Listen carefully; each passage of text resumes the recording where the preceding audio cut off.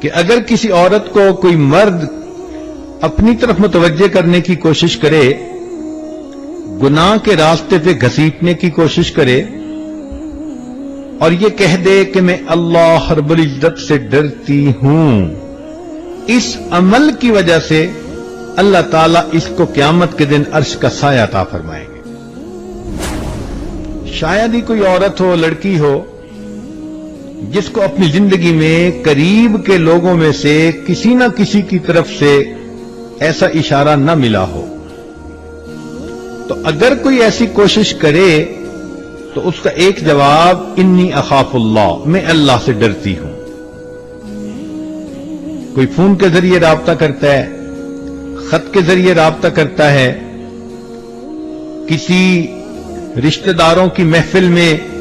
محبت بھری نظریں ڈال کر اپنی طرف متوجہ کرنے کی کوشش کرتا ہے، مسکراہٹ کے ذریعے اپنی طرف متوجہ کرنے کی کوشش کرتا ہے۔ یہ سارے عمل ایک ہی مقصد کے لیے ہوتے ہیں کہ گناہ کا تعلق ہو جائے۔ تو اگر کوئی بھی ایسی انویٹیشن کسی کی طرف سے ہو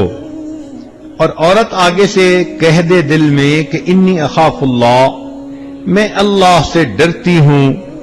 اور اپنی عزت کی حفاظت کر لے، اللہ تعالیٰ موت کے وقت اس کو کلمے پہ موت عطا فرمائیں گے۔